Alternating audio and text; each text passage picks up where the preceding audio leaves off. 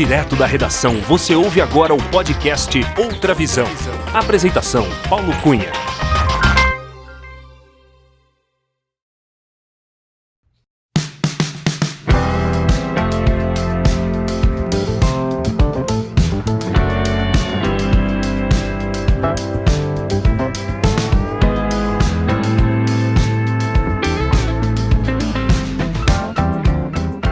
Olá, seja muito bem-vinda, muito bem-vindo ao episódio 67 do podcast Outra Visão. Eu sou o Paulo Cunha, o Paulão, e falo da redação da Outra Visão Comunicação em Belo Horizonte.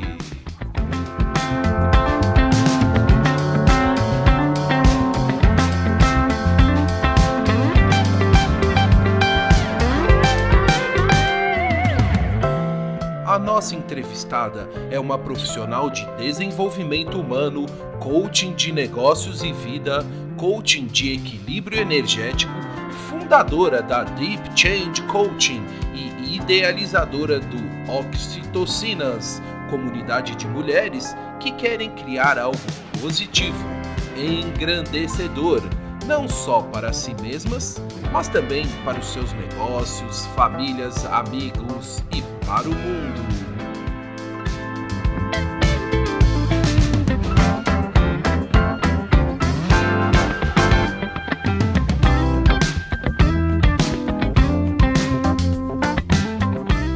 Natural de Volta Redonda, estado do Rio de Janeiro, ela se mudou para São Paulo, capital, em meados dos anos 1980 para concluir o curso de jornalismo e lá viveu durante 20 anos, onde trabalhou em empresas de tecnologia.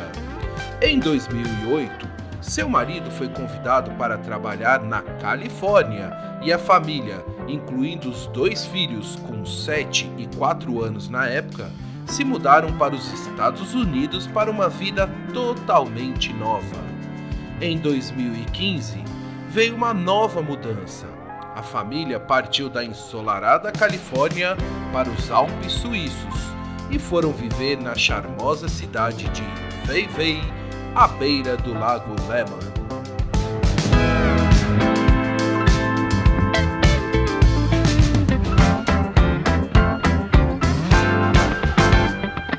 Entre tantas mudanças de cidades, países, culturas, vivências e experiências, foram muitos aprendizados e desafios superados.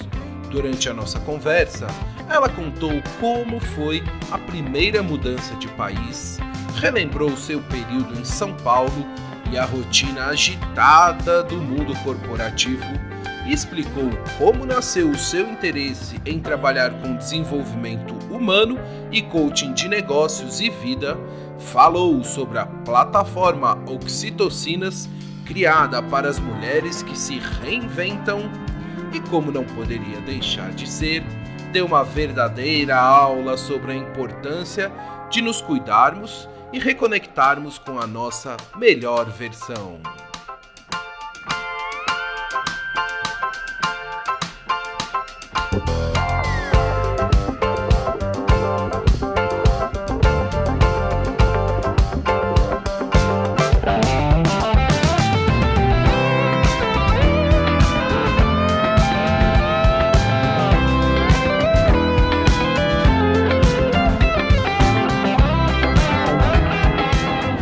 É com muita alegria que o podcast Outra Visão faz uma conexão com a Suíça para recebermos Geisa Mourão, a Geisa do Oxitocinas e da Deep Change Coaching, a mãe do Luca e do Diego, a esposa do Marcos Vinícius, que eu sei tem muito a nos ensinar e várias histórias para contar.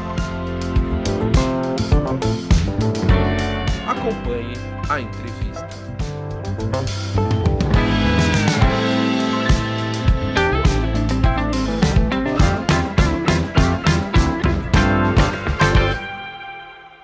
Alô, Geisa Mourão. Tudo bem com você, Geisa?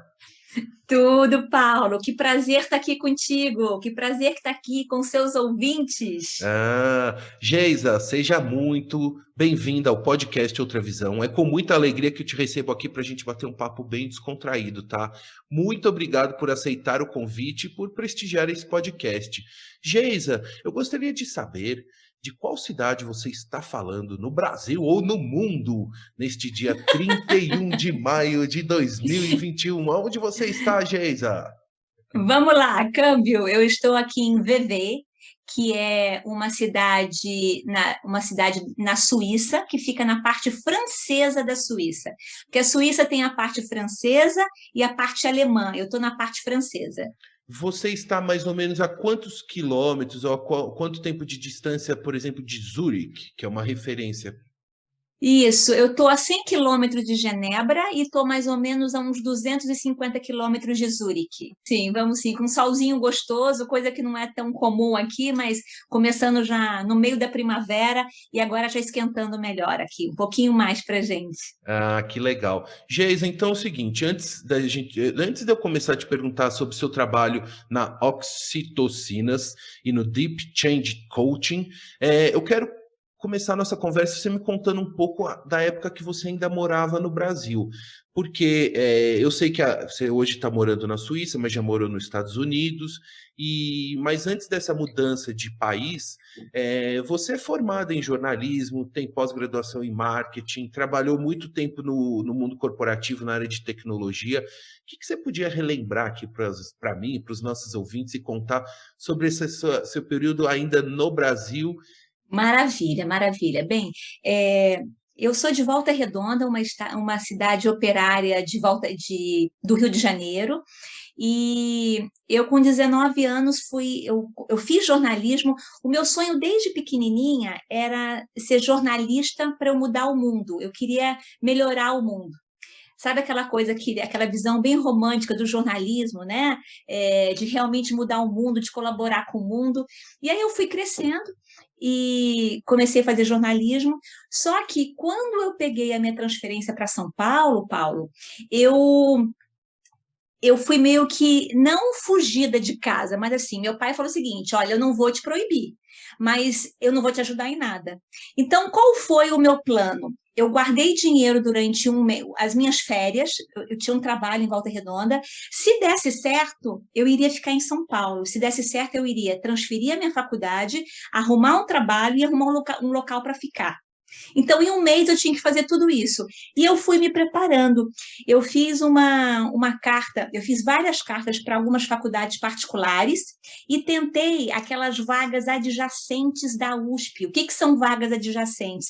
São vagas que a USP abria, não sei se continua abrindo hoje, eu estou falando lá de 30 anos atrás, 25 anos, Jesus. Hoje eu estou com 51 anos, então, sei lá quanto tempo atrás. Para alunos que já faziam jornalismo, e aí tentavam entrar a partir do segundo ano. Eu não passei na USP. E aí a única coisa que me sobrou foi a PUC, que eu tinha uma carta da PUC dizendo que eu poderia ganhar até 75% de bolsa. Só que quando eu cheguei na PUC, eles se enganaram, era no máximo 25%. E 25%, e a PUC era cara, tinha uma faculdade particular, e eu lembro que eu saí da PUC chorando, porque eu falei assim, meu Deus, e agora? Tinha um orelhão, na minha época tinha um orelhão ainda, não sei se você pegou essa época, e eu liguei para... Pegou? A Tá, ficha, então tá bom. É orelhão com ficha, né? Com ficha, orelhão com ficha. É bom a gente viver bastante para olhar para trás e como é que o mundo está mudando, né? E a gente acompanhar. E eu liguei para 102, pedi uma faculdade de jornalismo. Me deram a faculdade Casper Líbero. Olha como é que são as coisas. Eu nunca tinha ouvido falar em Casper Líbero. E em São Paulo é uma das faculdades mais respeitadas. Olha, a prova ia ser 2 dias depois. A prova para alunos transferidos, olha como é que as coisas quando tem que dar certo. Aí eu falei assim, meu Deus, como é que eu faço? Fui lá, fiz a minha inscrição, fiz a prova. A prova era por que o jornalismo na minha vida? Então, imagina, a jovem toda idealista, né? Claro, passei na prova e comecei a fazer jornalismo na Casper. Porém, Paulo, uma coisa muito comum de todos os amigos dessa época, a turma já fazia estágio. já fazia estágio de jornalismo, né? Só que o salário era super baixo, né? Às vezes era só ajuda de custo. E eu tinha que me manter em São Paulo. Então, olha como que às vezes você quer muito uma coisa na vida, mas a vida tem um outro roteiro para você.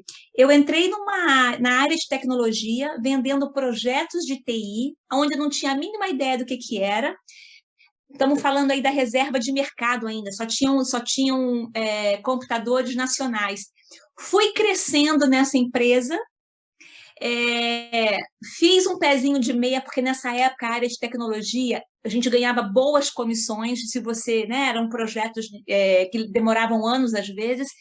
E aí eu nunca fui para o jornalismo, eu fui só para a área comercial e por isso que eu fiz a pós em marketing. Então, a minha vida corporativa foram mais ou menos 22 anos em São Paulo, trabalhando em grandes empresas, em revendas Compaq, na Hewlett Packard, na HP. Então, assim, a minha vida sempre foi na área comercial, de tentar entender um pouco o Paulo, o que o Paulo tem de bom, para eu me agarrar nisso e tentar vender para o Paulo. Eu só conseguia vender se eu visse alguma coisa de bom em você. Eu tinha que gostar de você de vez, senão eu não conseguia vender. Então, isso me obrigou a estudar muito sobre o desenvolvimento humano, a tentar entender por que às vezes eu acho que o Paulo tem tanta capacidade, mas ele não consegue perceber todo esse potencial que já existe nele. Então, eu era muito curiosa, né? Eu era muito curiosa. Quando o meu segundo filho nasceu, eu tenho 2 filhos. Eu tive um aos 31, tive o Diego aos 34. Aquela loucura de São Paulo, de corrida para cliente, de projetos, aquela coisa toda, já não estava mais me dando aquele mesmo tesão que me dava no passado.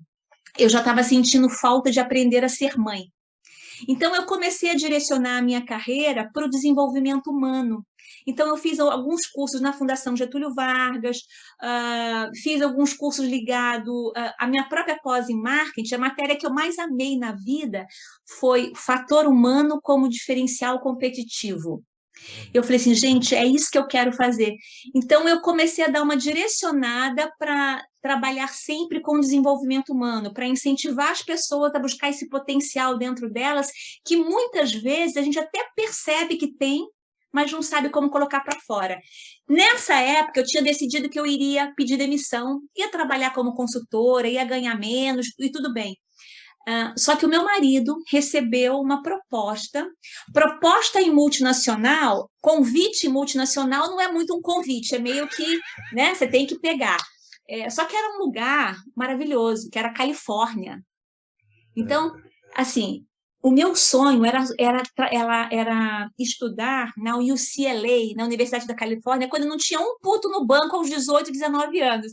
E aí eu falei assim, gente, Califórnia vai ser maravilhoso, eu vou ter um ano sabático, eu não vou trabalhar, eu vou cuidar dos filhos, vou cuidar da família, era isso que eu estou precisando da vida, que era uma coisa que eu queria, né? Depois eu trabalhava já desde os 15 anos, eu nunca quis ficar sem trabalhar, mas eu estava tão cansada e os filhos demandando que eu falei assim, bem, eu quero ter um tempinho mais para minha família, principalmente para os meninos.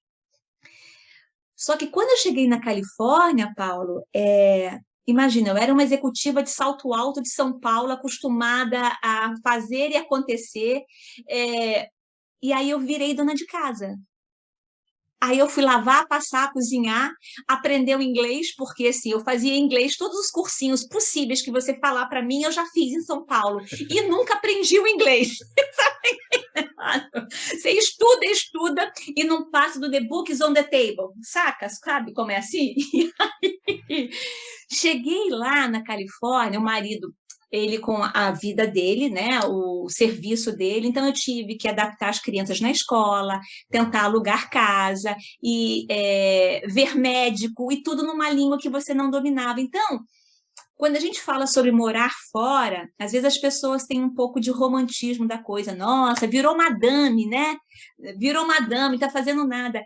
Você tem que ter uma coragem muito grande para você sair da sua zona de conforto, você arregaçar as mangas, aonde você não é ninguém, e você construir toda a vínculo com outras pessoas, com uma outra sociedade. Então, foi muito rico esse período para mim, foi muito rico, foi um grande presente, mas alguns presentes que a gente recebe da vida são embrulhados em papel de pão. Então, assim, apesar de eu estar na Califórnia, na grande Los Angeles, com aquela casa bonita, com um jardim sem nenhum muro, imagina, assim, que tem filme americano mesmo, a gente pegou 2008 a bolha imobiliária. Então, tinha muita gente quebrado lá e os aluguéis caíram bastante. E isso proporcionou para nós podermos pagar o aluguel na área onde a gente foi morar, porque as escolas eram muito boas. Nos Estados Unidos, eu não sei no Brasil, acho que no Brasil não tem essa regra, mas você só consegue colocar na escola pública do bairro X se você mora ali. Então, isso faz com que a sociedade civil ajude muito a escola, porque a escola sendo boa, aumenta também o valor dos imóveis. Então, é uma conscientização social, não só pelo social, não só de ajudar a educação, mas se eu ajudo a escola, eu também estou lucrando porque o meu imóvel vai subir o preço. Então, assim, é uma roda do bem, né? Então, a gente foi morar num lugar muito bacana e ficamos lá em San Marino durante quase 7 anos. Esse foi o período lá. San Marino é a cidade na região metropolitana de Los Angeles que vocês viveram. Isso. Tem Pasadena, tem San Marino, são todos... É como se fossem bairros para nós, porque é pequenininho, mas para eles são cidades, né? É como se fossem os nossos bairros em São Paulo. E lá, quando eu comecei nesse período, Paulo, quando eu falo assim que foi difícil descer do salto, tentar uma nova vida e foi um grande presente, quando a gente está experimentando alguns desafios, na hora a gente não vê que isso é uma coisa boa, né? Você está no meio de um terremoto, como é que tá, né? Como é que dá? Mas nesse período, foi um período muito rico para mim, que eu tive possibilidades de fazer uma certificação internacional em coaching. Quando o coach no Brasil não era essa carne de vaca que é hoje, porque hoje você tem cursos, tem muito curso sério, mas tem muito, você entra sexta-feira, você sai domingo, né? Então, assim, com todo respeito aos bons cursos, quando a coisa se populariza demais, às vezes a gente perde um pouco a qualidade da ferramenta. Eu demorei 1 ano e meio para fazer essa certificação em coaching energético, e foi muito bacana, porque imagina uma biblioteca toda cheia de livros, tudo bagunçada, e durante o meu processo de coaching, eu fiz esse trabalho comigo mesma, que foi organizar tudo que eu tinha dentro de mim, que eu não sabia que eu já tinha, né? Então, foi assim, foi um marco na minha vida, de autoconhecimento, de conhecer as ferramentas que eu tinha para poder trabalhar comigo mesma. Aí, eu comecei a trabalhar com as minhas antigas clientes no mercado de TI, lá de São Paulo, as gerentes, as diretoras da área de TI viraram amigas, tipo, Maria, estou fazendo um negócio chamado coaching aqui, você quer fazer comigo? Elas não sabiam direito o que era, porque o coaching ainda era muito novo no Brasil, a gente está falando de 2009, era mais para presidentes e era muito caro, né? E elas não conheciam o trabalho da Geisa como coaching, mas elas conheciam a Geisa. Então, assim, foi um período que eu tive pelo menos umas 10 clientes antes de me formar e foi muito bom. Foi muito bom que eu vi como é que nós todos temos desafios muito parecidos, né? Será que eu sou bom o suficiente? Homens e mulheres, né? Mas principalmente alguns desafios femininos. Será que eu sou boa o suficiente? Será que eu não estou inventando moda demais? Será que realmente eu devo ir? Aquela síndrome da impostora. Então, é uma coisa que, independente se você é a presidente da empresa ou se você é a faxineira da empresa, esses pensamentos drenantes passam em todas nós, né? Então, mas foi muito maravilhoso, porque quando eu comecei a me reconhecer de novo no espelho, eu comecei a compartilhar isso com as minhas primeiras clientes.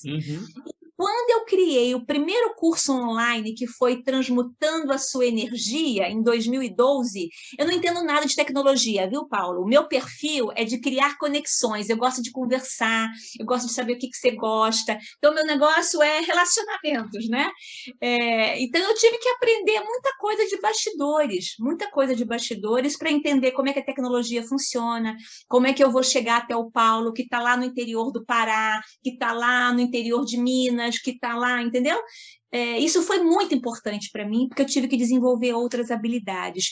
E nessa, eu comecei a conhecer um outro grupo de mulheres que eu não estava tão acostumada, que estava fora do meu círculo, que Uhum. eram mulheres que tinham uma vontade muito grande de aprender, mas chegaram nos Estados Unidos, às vezes ilegal, dentro de caixas.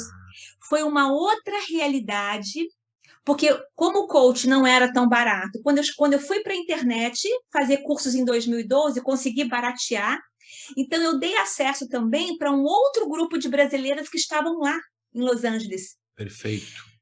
E aí eu vi que era isso que eu queria fazer para a minha vida inteira. Porque, independente do seu nível acadêmico, independente da sua conta bancária, nós temos desafios muito comuns. A gente tem um potencial muito grande dentro de nós e muitas vezes a gente não sabe como colocar isso em prática. Como é que eu vou ser mais criativa? Como é que eu vou ser mais paciente? Como é que eu posso ter uma relação mais apaixonante? Então, esses são desafios comuns a muitas de nós. Perfeito. Geis, eu queria te perguntar ainda nessa sua época lá na Califórnia, primeiro, você falou o nome do seu filho, Diego, o mais novo, e o mais velho, qual que é o nome dele, para a gente Mas registrar? no, essa eu falei que depois que nasceu o Diego. O Luca está hoje com 20 anos e o Ah, Diego hoje vai fazer 18 anos. Ele está com 17 anos. e o seu Diego e Luca. marido, qual é o nome Meu dele? marido é o Marcos Vinícius. Meu Marcos segundo Vinícius. marido, nosso segundo casamento, tanto meu quanto dele. A gente já está junto aí há quase 24 anos juntos. E eu falei que eu sou uma mulher de sorte, que eu tive ótimos casamentos, tanto o primeiro quanto o segundo. Então eu espero que pare por aqui no segundo. É, E aí, nessa sua época que você mudou lá para Califórnia, você falou, né? Começou uma vida nova, né? Do zero e teve conheceu o trabalho de coaching, estudou, se preparou. E aí, como você estava dizendo, você ingressou no mundo online, né? Que hoje já é tão comum, né? Mas que quando você começou a galgar, como é que era vender online nessa época que você iniciou em 2012? Como é que foi assim o desafio, até por questão da conexão, de como é que era o seu modelo assim de atendimento? Que ótima pergunta, viu, Paulo? Porque assim, eu sempre fui olho no olho. Eu sempre gostei de segurar na mão, né? A gente tem isso, nós somos brasileiros, a gente tem essa coisa.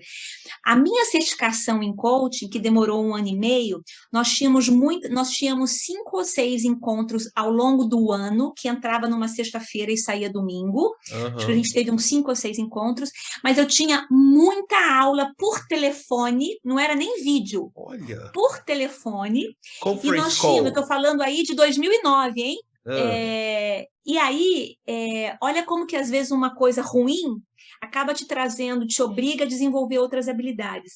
Eu falava assim, gente, aula por telefone, a minha escuta, enquanto os meus amigos americanos tinham que escutar a aula 1 ou 2 vezes para poder entender, eu escutava 10 ou 11. Porque não tem coisa pior se você não domina uma segunda ou uma terceira língua do que o telefone.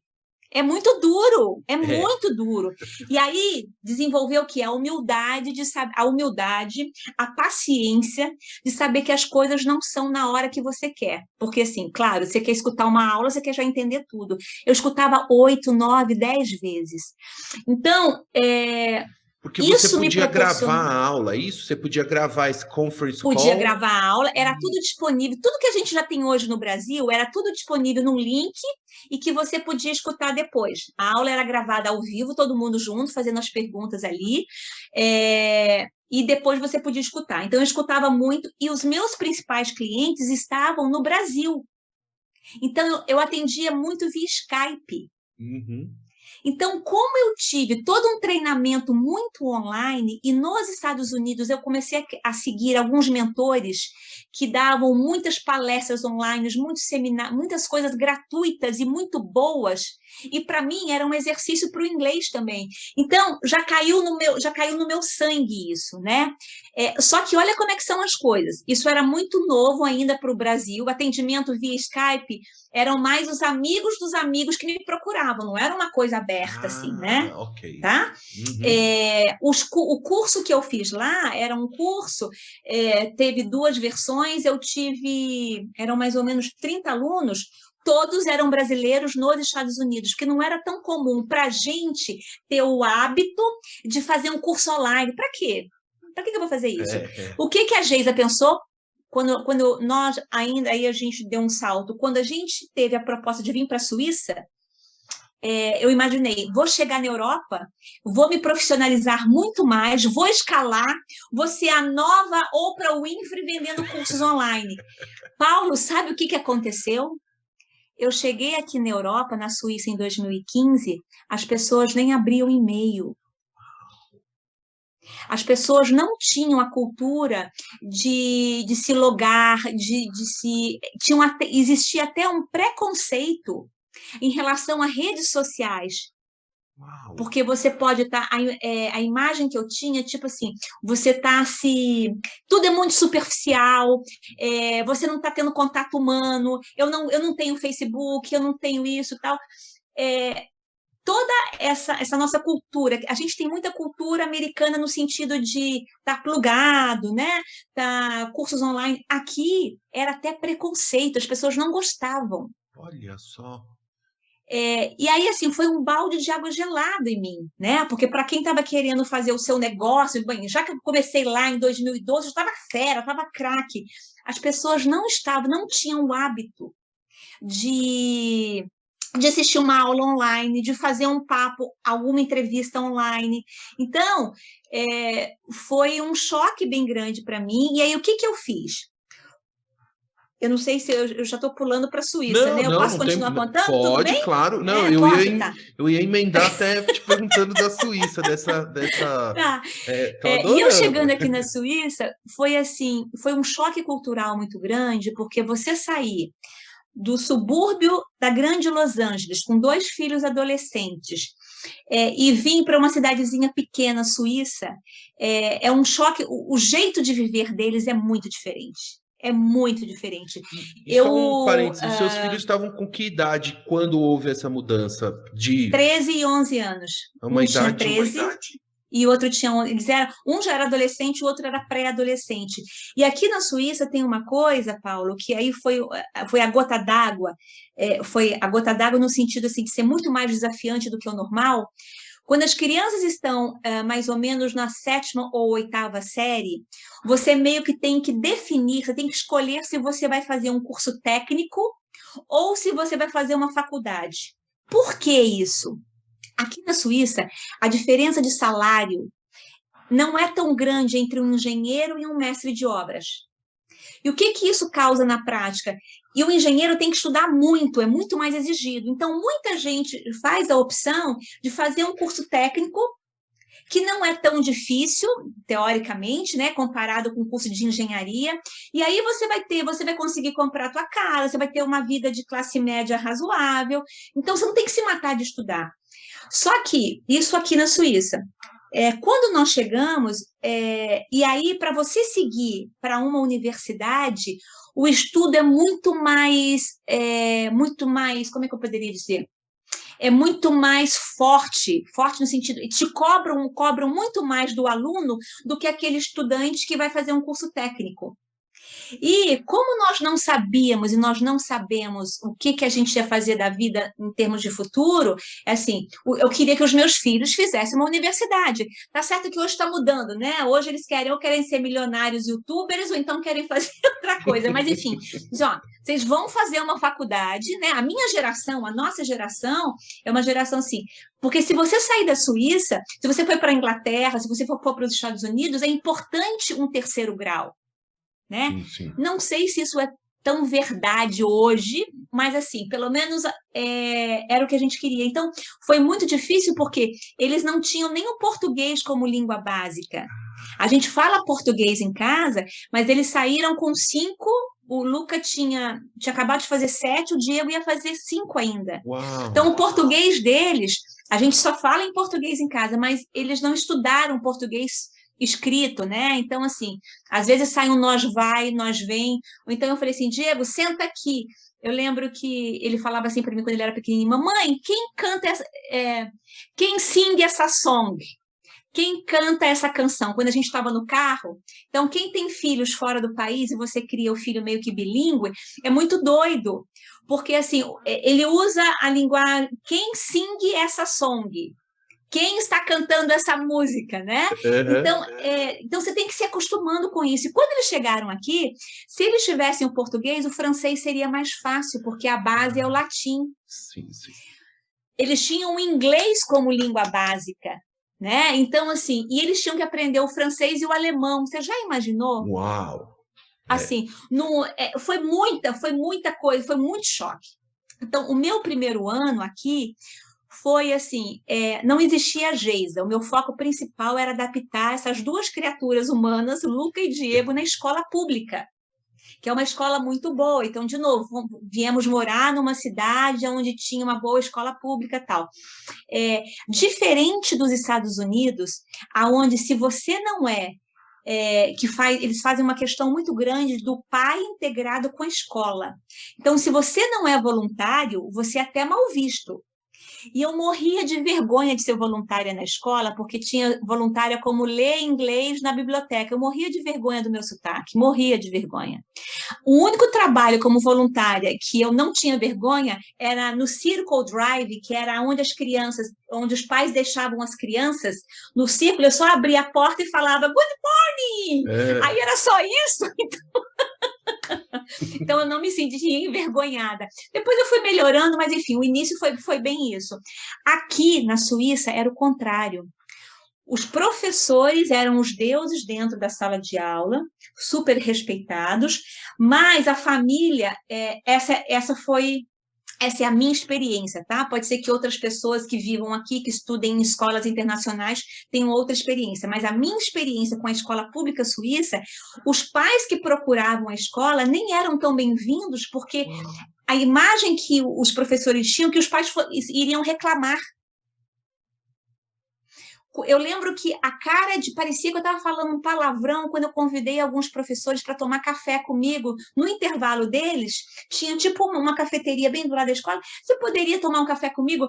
Eles vinham meio que assustados. Eu lembro da professora de alemão que até trouxe a orientadora pedagógica, porque ela achou que eu fosse reclamar de alguma coisa. Uau, uau. Ela falou assim, eu não entendi por que você me convidou. Eu falei, não, eu queria te agradecer pelo que você está fazendo para o meu filho, eu queria te pedir ajuda, como é que eu posso ajudá-lo mais em casa, porque a mudança é um choque muito grande. Ela, é isso.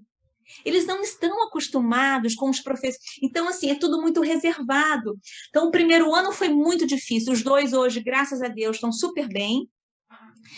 O mais velho está agora fazendo negócios, business em uma faculdade internacional, porém, ele, com a pandemia que ele entrou ano passado, ele não se adaptou no francês.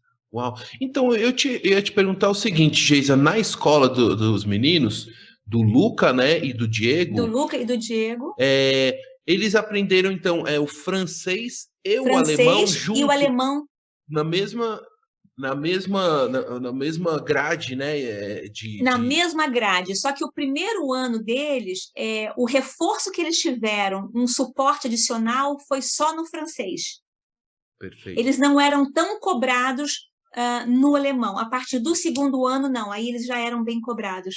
Então, o francês e alemão. Então, o inglês, assim, eles nem usavam o inglês. E uma pergunta, como que a sua experiência dos seus cursos que você tinha feito na Califórnia, de coaching e todo esse coaching energético e todo esse trabalho, esse conhecimento que você já tinha, te ajudou nessa mudança para a Suíça? Tanto ajudou você, né, pessoalmente, individualmente, quanto também no ambiente familiar. Como é que isso colaborou? Te ajudou muito? Ai, Paulo, que delícia você perguntar isso, porque assim, no primeiro ano, eu vou ser bem sincera com você.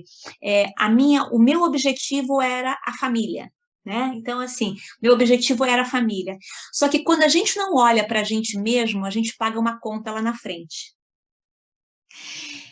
E depois que passou o primeiro ano, apesar de eu ter todo esse conhecimento de desenvolvimento humano, de autoconhecimento, né, de saber lidar melhor com as minhas emoções, na teoria, chegou um momento, depois que as crianças estavam melhor, Paulo, que eu comecei a experimentar uma tristeza tão profunda com cinza da Suíça, tão profunda. Eu achava que era início de menopausa, eu não tinha força de sair da cama. Eu não tinha força de sair da cama. Eu falava com meu marido, eu falei assim, amor, o que será que está acontecendo?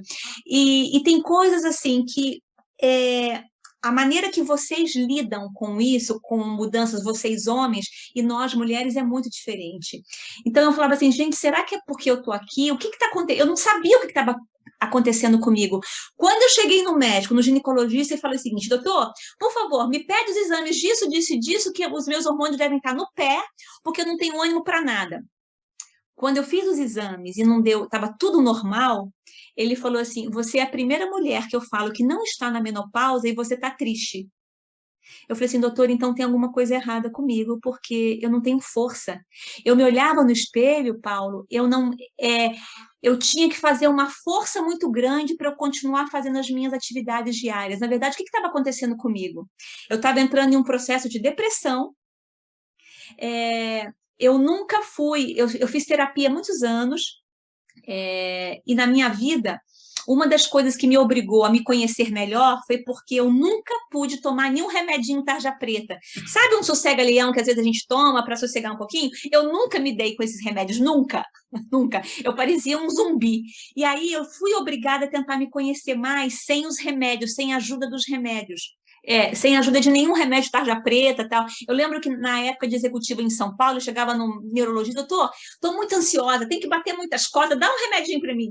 Eu até tentei tomar um remédio para diminuir um pouco a ansiedade, imagina, nunca funcionou comigo. Então, eu sempre precisei encontrar os meus próprios caminhos e não é nenhuma campanha contra remédios, não, tá? É que, para minha situação, eu nunca me dei bem. Então, eu precisei criar outras habilidades, meio que forçada, para eu poder continuar viva.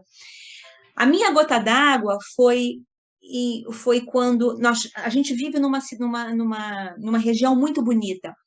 Isso aqui lembra muito Mônaco, porque tem o Lago Le Mans, tem a França, os Alpes franceses, e a região aqui de muita vinha, de muita plantação de uva, tal, é tudo muito lindo. Eu sei que eu estava dirigindo, voltando para casa, onde tem uma curva que parece com Monte Carlo. Lembra quando a Ayrton Senna fazia, e aí aparecia na Globo, outras, né? Uhum. É mais ou menos aquilo, aonde a gente mora aqui. E eu lembro, Paulo, era um dia extremamente cinza, era inverno, e eu pensei assim, se esse carro cair aqui, acaba tudo. Quando eu percebi o que eu estava pensando, eu falei assim, meu Deus, eu estou precisando de ajuda. Eu estou precisando de ajuda, porque eu vinha num ritmo tão grande em só cuidar da família, só cuidar das crianças, só procurar casa, tentar falar o francês, que eu não estava mais olhando para mim. E chega uma hora que o copo vai enchendo, vai enchendo, vai enchendo, e a gente estoura.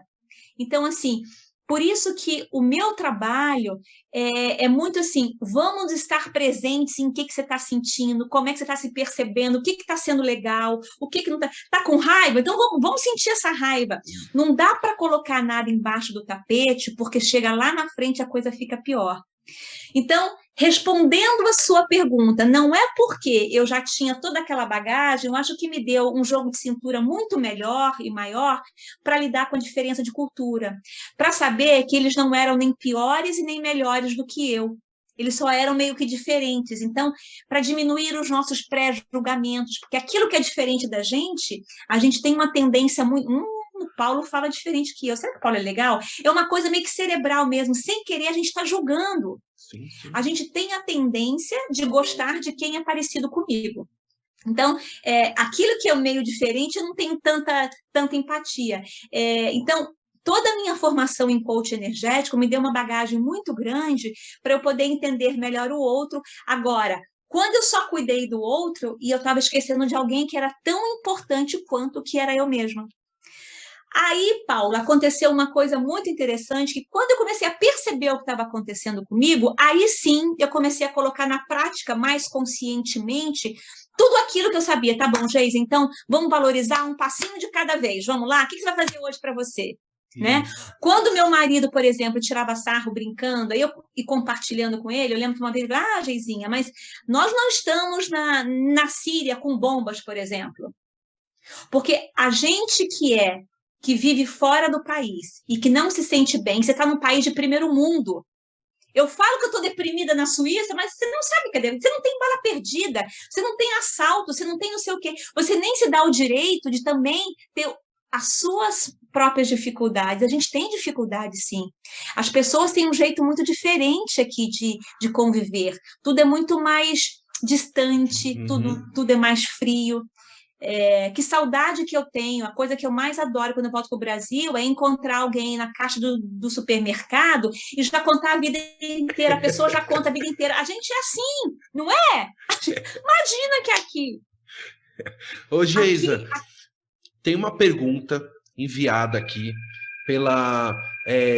uma pergunta enviada direto da Califórnia, de Vallejo, da Priscila Soares, da nossa ouvinte aqui, Priscila Soares. Você está muito chique, hein, Paulo? Outra visão do mundo inteiro. Isso. A gente tem ouvintes em 18 países, Geisa. Agora é 19, que tem delícia. Na Suíça também, hein? Agora eu vou divulgar muito a outra visão. Vou falar para todo mundo escutar vocês. Então, é o seguinte, uma pergunta enviada pela Priscila Soares, direto de Vallejo, na San Francisco Bay, na Califórnia. E ela mandou uma pergunta que é o seguinte... se você pudesse dar 3 conselhos para a mulher que está no caminho de se reinventar, quais seriam eles, Geisa? E que eu acho que tem a ver com esse momento da conversa agora. Tem sim. Eu acho que três sugestões, né? Não só na minha própria história, mas eu trabalhando com centenas de outras mulheres, a primeira coisa é permita-se sentir o que você está sentindo, né? Esteja presente, porque às vezes a gente vai num piloto automático tão grande que a gente nem se dá o direito de saber assim, cara, eu estou sofrendo, eu estou com dor, tá dolorido para mim estar sozinha aqui na Suíça, lavando, passando, cozinhando, sem fazer um cabelo, sem fazer uma unha, que tudo é caro demais. Tudo é muito caro, então você está deprimida, você não consegue fazer uma unha, é difícil você conversar com professores, a língua já é uma barreira. E aí, assim, se você não percebe o que está acontecendo com você e você valida, tá certo, é difícil, como é que eu posso... deixa eu valorizar esse meu desespero nesse momento, mas assim, quanto tempo eu vou ficar nele? Quanto tempo? Tá bom, tá difícil aqui, mas o que eu posso fazer em termos práticos para que eu possa me ajudar aqui, né? Para mim, hoje, olhando para trás, eu vejo que eu não me permiti durante um ano, porque tinham tantas coisas que eram prioritárias, que assim, eu estava entrando num processo de depressão, que se eu não tivesse esse conhecimento, talvez realmente fosse uma coisa muito mais séria. Então, a primeira coisa esteja presente com você mesmo, se permitindo sentir o que você está sentindo. Eu estou feliz, eu estou alegre, eu estou com vergonha. Nossa, eu estou falando com o Paulo aqui, mas eu estou morrendo de vergonha. Tá bom, vamos com vergonha mesmo. Eu quero procurar um trabalho, quero fazer uma entrevista. Como é que eu faço isso? Assim, é só a gente se permitindo estar presente no momento é que você tem um olhar mais carinhoso com você mesma. Então, se você está num processo de reinvenção, você que está nos escutando, seja onde for, na Suíça, no Brasil, porque você pode se reinventar na sua língua mesmo, você está mudando de profissão, você já teve um sucesso numa profissão, você está lá, sei lá, com seus 40, 45 anos, mas aquilo, você está tentando uma nova profissão, você já não tem mais aquele respaldo que você tinha no passado, como é que você vai construir um novo cenário? Então, quando a gente fala do estar presente, não é só para mulheres que estão se reinventando fora do país, são para todas nós, ou para todos nós, que estão tentando fazer uma coisa diferente, está tentando criar alguma coisa diferente, né? É o estar presente. A segunda coisa valorize os seus pequenos passos. Porque, às vezes, a gente só coloca um objetivo tão grande para nós. Eu quero correr uma maratona. Cara, são 42 quilômetros, mas eu não estou nem fazendo caminhada. Eu vou desistir. Imagina, para que eu vou? Se eu só olho, é importante a gente sonhar grande, mas é muito importante a gente ser como Jack Stripador, cortar em partes, né? Nossa, então a minha primeira meta vai ser, eu vou começar a caminhar. Vou caminhar 30 minutinhos. Isso. Então, quando a gente começa a valorizar esses pequenos passos, fica mais fácil o nosso processo de reinvenção, que a gente não se perde. Porque às vezes a gente é tão criativo, tem tantas ideias na cabeça, que na hora de colocar em prática, você vai numa velocidade diferente. Então, é importante você valorizar esses pequenos passos. E quem é meio desesperada, como eu sempre fui, você tem essa dificuldade. Sabe? A gente tem essa dificuldade de valorizar os pequenos passos. E a terceira dica que eu dou para quem está se reinventando, seja em qualquer nível, diminua os seus julgamentos. Diminua os seus pré-julgamentos, porque a gente está pré-julgando o tempo todo. E quanto mais eu pré-julgo o outro, mais eu estou me pré-julgando também, mais dura eu sou comigo mesma. Mais a minha carrasca fala mais forte. Então, poxa, eu vou começar com o Paulo, eu não conheço, eu já li sobre o Paulo, parece que é um cara super bacana, tem um trabalho super legal, mas eu não vou fazer nenhum pré-julgamento. A única expectativa que eu vou, e que eu estou aqui, é tentar enxergar o melhor do Paulo e eu tentar passar para o Paulo e para quem estiver escutando a gente, o meu melhor. Essa é a minha expectativa. Então, isso tudo está muito ligado aos nossos pré-julgamentos. Ai, será que o Paulo vai me trazer mais tantos seguidores? Será que o Paulo vai... Assim, esquece isso. Mídia social, então, esse negócio de Instagram está deixando a gente louco. Exatamente. Não tá, Paulo? Tá. Assim, a gente está ficando insano. A gente está ficando insano. Então, assim, esquece seguidores, esquece algoritmo. Eu ia falar logaritmo. Esquece algoritmo. Assim, o que eu posso, nessa minha interação com o Paulo, como é que eu posso dar o meu melhor? E tentar também descobrir o melhor do Paulo. Sem criar nenhuma expectativa, nenhum pré-julgamento. Eu vou conseguir mais tantos seguidores no Brasil, tantos seguidores. Isso daí vem como consequência depois. Exatamente. E é o que eu falo, o robozinho do algoritmo não tem essa conversa legal, né? E essa troca de experiências. E a gente não pode querer competir com o robô, porque nós pensamos, nós somos mais inteligentes. E eu gostei muito. A gente precisa usar as redes sociais e não ser usadas por elas, né? Então, assim, e isso quem está falando aqui é alguém que já sofreu muito, porque quando eu, então, entrei naquele período, né? A gente falou sobre as 3 dicas aqui. Essas 3 dicas que eu estou compartilhando com seus ouvintes e com você, eu usei comigo mesma. Só que naquele período profissional, Paulo, lembra que eu contei que aqui ninguém nem abria e-mail?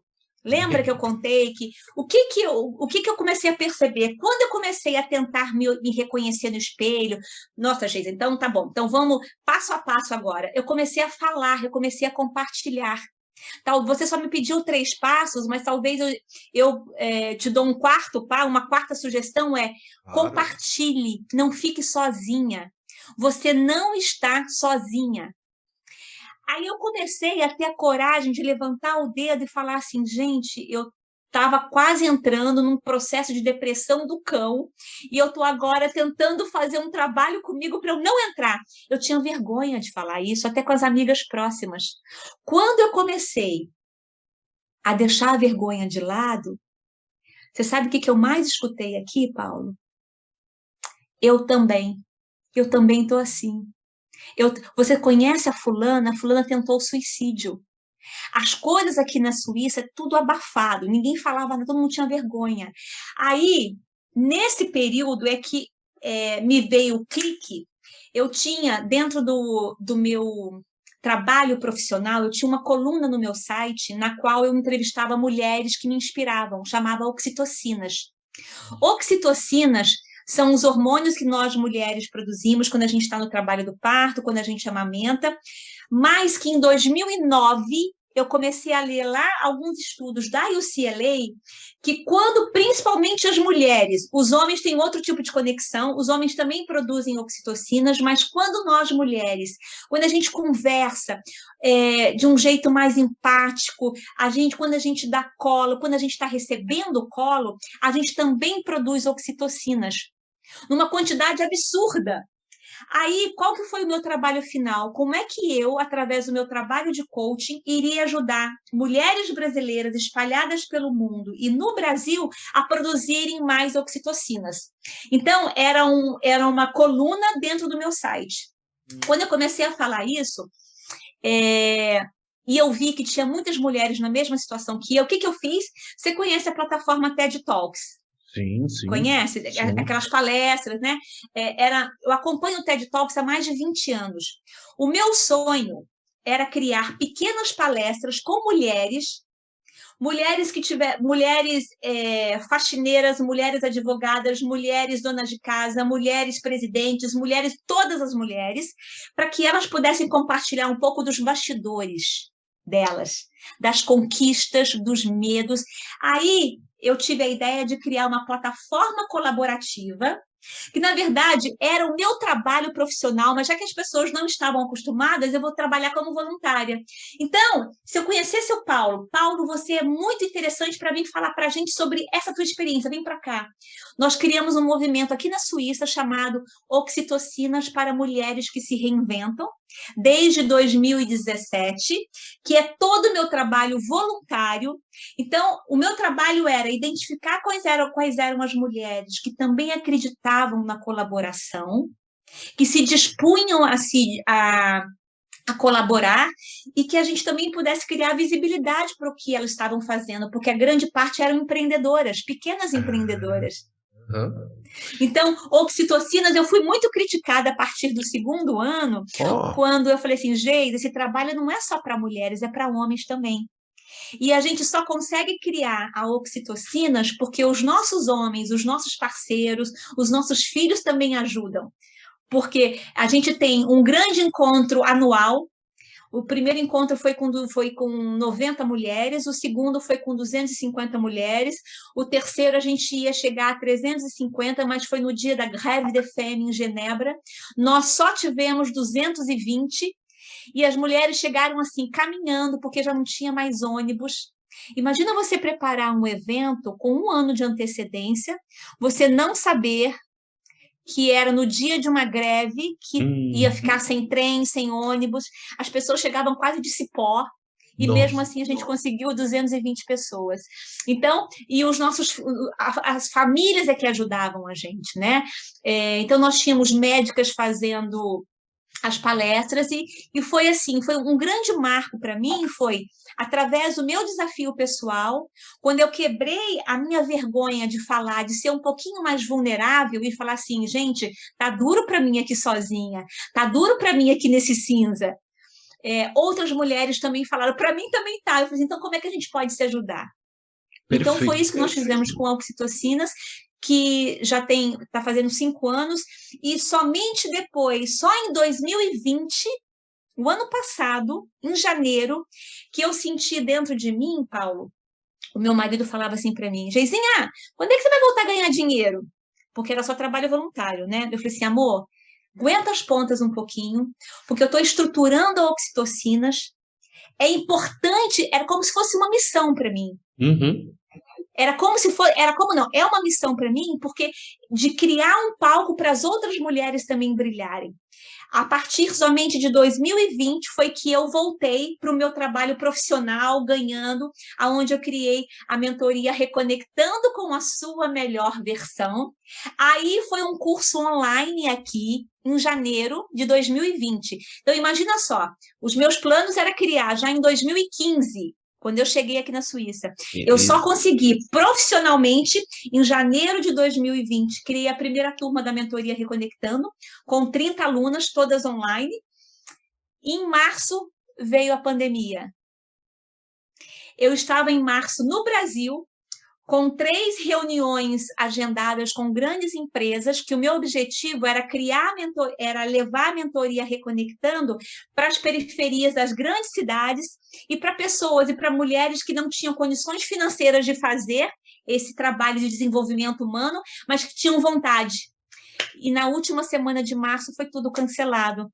Eu quase não consegui voltar para casa, né? Mas Uau! eu ainda vou levar a mentoria Reconectando com a Sua Melhor Versão, com patrocínio para mulheres que queiram se reconectar com toda a luz, com toda a força, com toda a potencialidade que existe dentro delas e que muitas vezes a gente nem sabe que tem, ou então a gente não sabe como colocar isso em prática. Ah, que maravilha, Geisa. Estou adorando aqui a nossa conversa. Eu vou começando a caminhar para o nosso final, mas ainda tem algumas perguntinhas aqui. Vamos lá, vamos lá. Eu queria que você, assim, eu sei que você é muito ativa nas redes sociais, sobretudo no Instagram, produzindo seu conteúdo, tem as lives, tudo. Eu queria que você compartilhasse aqui com os nossos ouvintes sobre como é que as pessoas podem te achar nas redes sociais, como é que elas podem contratar o seu coaching e participar também da plataforma Oxitocinas. Sobre os eventos também da Oxitocinas, queria que você desse um review assim, sobre. Eu queria entender eram só brasileiras que participavam, pessoas também de outros países que participavam desse evento aí na Suíça. Ai, que delícia! Estou adorando essa sua condução. Bem, então vamos começar com a plataforma Oxitocinas.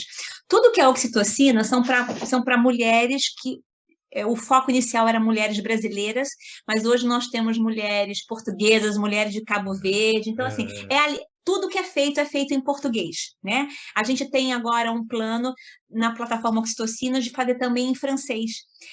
Assim que a gente criar uma estrutura de mais voluntárias, né?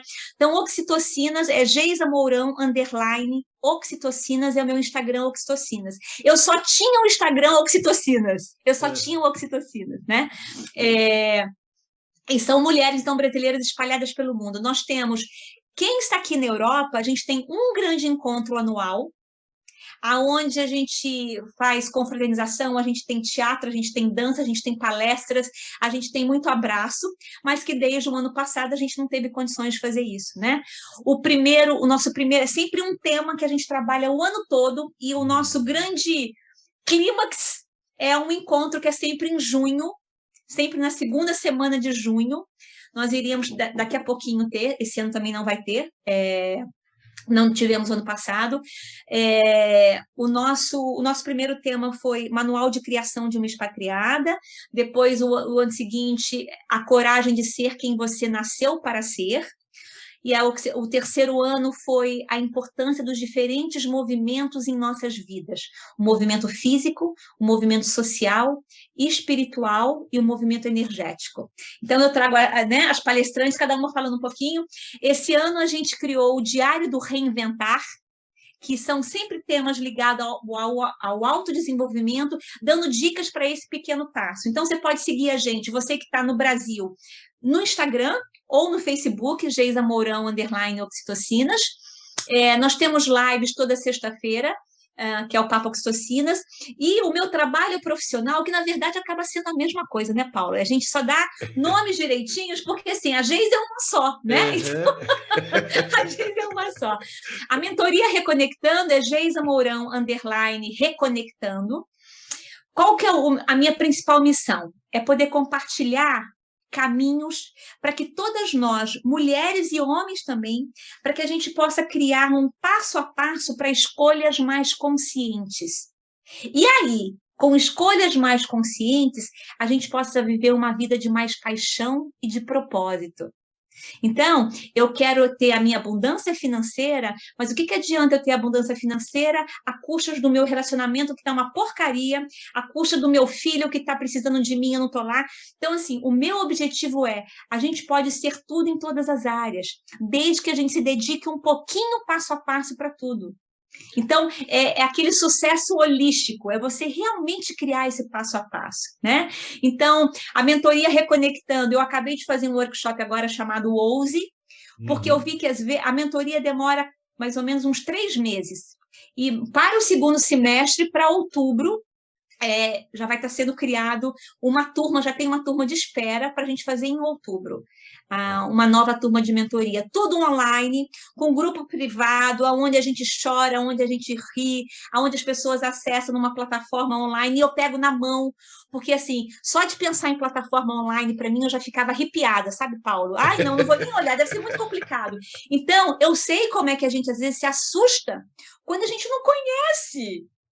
E a internet, gente, tem muita coisa boa. Eu fui tão agraciada e eu sou tão agradecida pela vida, pelos encontros que eu tive pela internet, pelos mentores que me passaram coisas gratuitas, outras coisas que eu comprei, mas tem muita coisa boa que a gente pode aproveitar pela internet. Como diz o Cortella, a gente pode naufragar, ou a gente pode navegar. Eu acho que foi ele que falou isso. Então, vamos navegar na internet com coisas que realmente encham a nossa alma, encham o nosso espírito, nos deem, assim, passo a passo para ser melhor. Seja no lado profissional, seja no financeiro, seja na nossa relação íntima, seja na nossa postura social, a gente como cidadã. E é muito bom estar conversando com você, porque essa é a forma que eu tenho, Paulo, de ajudar o nosso país. E cada um de nós tem uma responsabilidade social. Então, assim, se eu faço as coisas com carinho, se eu levo um pouco mais de consciência para aquela mulher que acha que já não, que está muito velha com 50 anos, para que eu vou aprender uma outra coisa? A gente está velha quando a gente para de aprender. Eu sou um broto legal, eu brinco com meu marido assim, eu quero estar com 90 anos me sentindo assim, viva, me sentindo que eu estou aprendendo alguma coisa. Então, eu acho que esse é o meu principal objetivo e é nesse caminho, no Geisa Mourão, _ reconectando no Instagram, ou no Geisa Mourão, _ oxitocinas, é lá que eu tô. Legal, Geisa, aí, ó, e avisando a você e a todos os ouvintes que os seus links, todos os seus links vão estar na descrição deste episódio aqui e também lá no site do podcast outravisão.com, que vai ter lá essa entrevista com o textinho do seu perfil e todos os links. Então, vai estar registrado. Eu vou compartilhar para o mundo, na LinkedIn, no Facebook, né? All over the world. E assim, a missão aqui também do podcast Outra Visão é colaborar, como você falou, né? De alguma forma, documentando e registrando as histórias e trajetórias de grandes pessoas, de pessoas com histórias incríveis, para que todos ouçam, conheçam e sabem, como você mesmo citou nessa conversa hoje, que o fato de mudar de país, se a solução de todos os problemas fosse comprar uma passagem aérea internacional, estava fácil, né, Geisa? Então, fácil, assim, é verdade. Ouvir o seu depoimento, seu testemunhal sobre todos esses desafios de ter vivido em 2 países, com culturas tão distintas, com seus filhos, o marido e tudo, mostra que, assim, não basta mudar de CEP, né? A gente tem que viver intensamente todas essas coisas. A mudança começa dentro da gente. A mudança precisa ser dentro da gente. E uma coisa, Paulo, que esse nosso momento como planeta, como, né, que a gente tá ficando muito mais claro, nós não temos todo o tempo do mundo. Então, não fica esperando para amanhã, não. Não fica esperando para amanhã, que talvez a gente não tenha esse amanhã. Pelo menos com esse corpo físico aqui, talvez a gente não tenha. Então, assim, vamos fazer o que está ao nosso alcance hoje, né? Eu estou com 50 anos, estou com 40, estou com 50, tem muita coisa que precisa ser criada, né? Muita coisa. E parabéns por todo o seu trabalho, parabéns por você se abrir nessa sua escuta tão ativa e nessa condução tão carinhosa. Eu me senti abraçada por você, viu? Muito obrigado, muito obrigado. Geisa, então eu vou encerrando aqui a nossa conversa mais uma vez, te agradecendo muito também pela confiança, pelo carinho e por prestigiar aqui o podcast Outra Visão. Agradecer a nossa amiga Priscila Soares. A Priscila, que está lá na região de São Francisco. Pri, um beijo para você, querida. E agradecer a Pri e a todas as nossas ouvintes e ouvintes que acompanharam até aqui, né, Geisa? Que eu tenho certeza. Que delícia, é isso aí. Muito obrigada, gente. Assim, que eu possa sentir todo o melhor de vocês, que vocês possam sentir todas essas oxitocinas que eu e o Paulo estamos aqui criando, é para que você também saia daqui toda energizada. Exatamente, muito super animado. E, Geisa, e para a gente fechar, gostaria que você deixasse aquele recado final, aquela mensagem final para a gente finalizar essa nossa super conversa cheia de oxitocinas. Gente, às vezes a gente acha que o especial é só o outro. Eu valorizo muito as histórias de bastidores e por isso que eu acho tão bacana esse trabalho do Paulo, que é levar as histórias de bastidores de pessoas anônimas. Então, cada um de nós é especial. Então, uma vez eu escutei de uma mulher, eu não tenho história, não tenho nada como contribuir. Não, todos nós temos alguma coisa que a gente possa contribuir, que seja um sorriso com vontade, que seja um pensamento bom, que seja alguma colaboração, a gente sempre pode contribuir, fazer alguma coisa que eu possa compartilhar o meu melhor com uma outra pessoa. Agora, para isso, eu tenho que pelo menos reconhecer que eu tenho alguma coisa boa dentro de mim. E todos nós temos. Todos nós temos talentos. O que o Paulo faz de bom, eu nunca vou fazer igual. É só o Paulo que vai fazer. O que eu faço de bom, o Paulo, por mais que ele tente imitar, por mais que eu tente imitar o Paulo, não tem jeito. Então, quanto mais a gente busca essa autenticidade dentro de nós, então, assim, eu sei que eu sou uma pessoa que, às vezes, assim, eu sou entusiasmada demais, às vezes eu tenho que controlar o meu entusiasmo, mas é esse meu entusiasmo que me move para frente. Então, quando a gente consegue reconhecer o que eu tenho de bom, fica mais fácil para a gente poder compartilhar para o mundo. E o mundo está precisando de você. E está precisando hoje, não é amanhã. Exatamente, não deixe para amanhã o que você deve fazer hoje e viver intensamente, com potência de agir, né?